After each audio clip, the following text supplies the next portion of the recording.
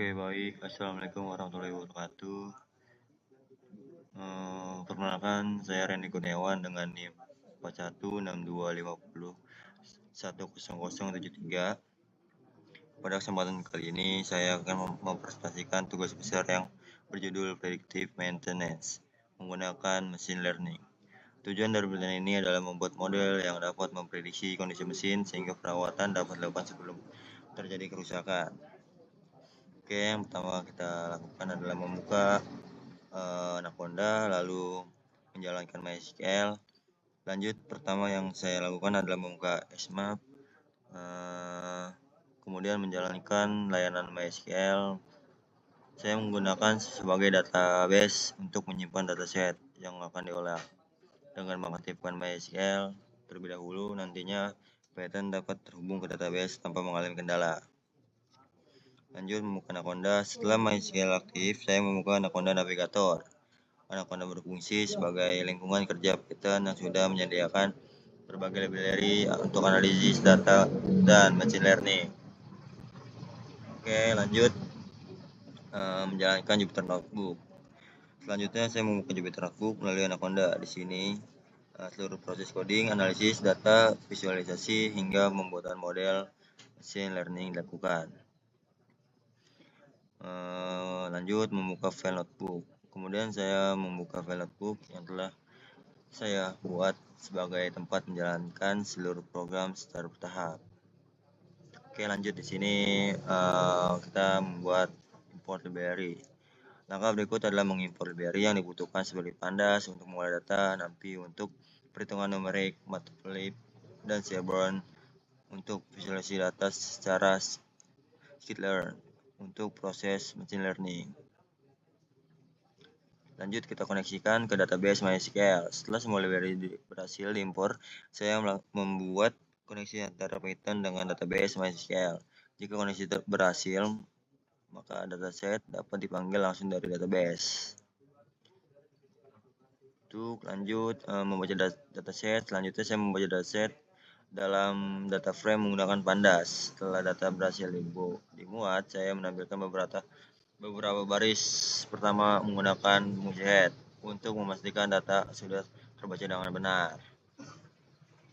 Lanjut, kemudian saya menjalankan fungsi info untuk melihat jumlah data, nama kolom, tipe data, dan memastikan struktur data saya sudah sesuai. Setelah itu saya menggunakan fungsi describe untuk melihat statistik deskriptif seperti rata-rata, nilai minimum, maksimum, dan standar deviasi dari setiap variabel numerik. Selanjutnya saya melakukan pengecekan missing value menggunakan fungsi null, sum, tujuan untuk memastikan tidak ada data yang kosong sehingga hasil analisis menjadi lebih akurat. Saya juga memastikan setiap kolom memiliki tipe data yang sesuai. Apabila terdapat tipe data yang kurang tepat, maka dilakukan penyesuaian sebelum proses analisis dilanjutkan. Oke, yang ke-12 visualisasi data saat histogram grafik. Ini menunjukkan distribusi data pada setiap variabel. Dari grafik ini dapat diketahui bagaimana penyebaran data dan apakah terdapat nilai yang mendominasi. Box plot digunakan untuk melihat apakah terdapat outlier, yaitu data yang dimiliki nilai jauh berbeda dibandingkan data lainnya. Heatmap ini menunjukkan hubungan atau korelasi antara variabel. Semakin tinggi nilai korelasi, maka hubungan antara variabel semakin kuat. Pre-processing. Setelah memahami karakteristik data, saya melakukan tahap ini meliputi pemeriksaan data, transformasi apabila diperlukan, serta pembagian data menjadi training dan testing. Training model. Kita selanjutnya model mesin learning dilatih menggunakan data training agar dapat mempelajari pola-pola yang terdapat pada dataset.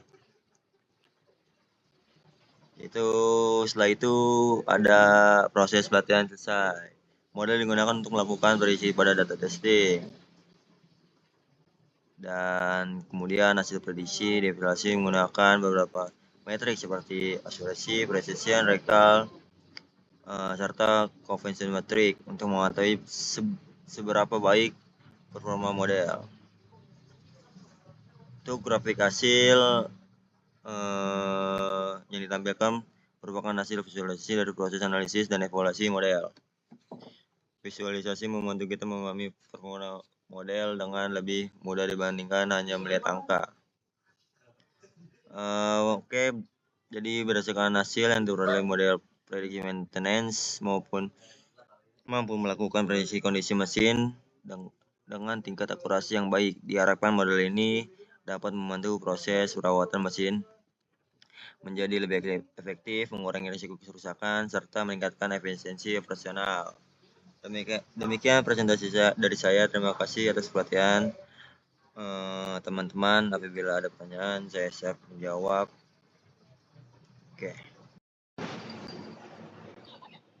Oke, kembali ke PPT saya, yaitu analisis data predictive maintenance menggunakan Python dan MySQL. Oke, di sini pertama ada ringkasan dan tujuan. Tujuan utama analisis dataset predictive maintenance dengan Python, NumPy Pandas, Matplotlib, Seaborn, dan MySQL. Langkah. Untuk langkahnya itu yaitu koneksi DB, ambil data, EDA, data cleaning, visualisasi, interpretasi, kesimpulan. Untuk outputnya itu 7 visualisasi, histogram, box plot, plot, scatter, heat map, bar chart, pie chart. Oke, lanjut. Persiapan dan koneksi. Ringkasan kode koneksi, import library, NumPy, Pandas, Matplotlib, Seaborn, MySQL, konektor. Koneksi ke MySQL dengan host, user, password. Contohnya MySQL, konektor, connect. Output, untuk outputnya itu berhasil terkoneksi jika sukses. Lanjut, pengambilan data dan struktur dataset, tabel predictive maintenance, kolom bentuk awal, produk ID, tipe air, temperatur, proses, temperatur, rotational speed, torque, tool wear, target, failure type. Ukurannya 1001 entry. Awalnya semua kolom bertipe string lalu disesuaikan untuk analisis. Data understanding dan cleaning. Inspect. Gunakan head, info, describe untuk struktur dan statistik deskriptif. Missing dan duplikat. Null, show menunjukkan kosong. Missing, drop, duplikat diterapkan bila perlu. Normalisasi kolom. Ganti nama kolom menjadi deskriptif dan set tipe data numerik kategori sesuai kebutuhan. Sini ada distribusi histogram air, temperatur. Histogram menunjukkan distribusi kira-kira bell shape dengan puncak sekitar 300 sampai 300 K dan sedikit scale kanan. Sebaran kategori box plot untuk median 40 nm, IKR 33 sampai 47 nm, ada outlier pada 2 ekor. Nah, ini untuk penanya.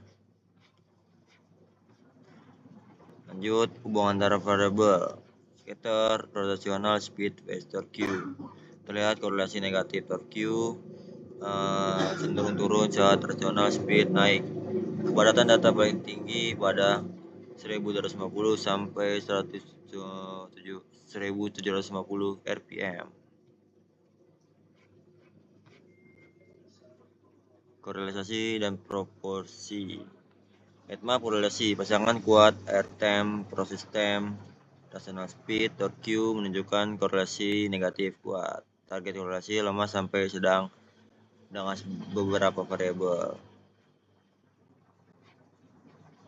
Oke, lanjut kesimpulan dan referensi. Kesimpulan utama, pipeline Python MySQL efektif untuk EDA, prediksi maintenance, pengambilan data, pembersihan visualisasi, dan interpretasi mendukung pengambilan keputusan pemeliharaan.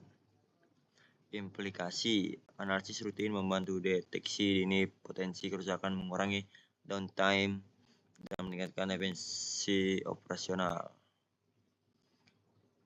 Referensi pilihan yaitu ada Turki 1977, ada Moscom, Seaborn, MySQL, Documentation, dan Scikit-learn. Oke, untuk PPT yang ada di laptop ini cuman itu. Terima kasih.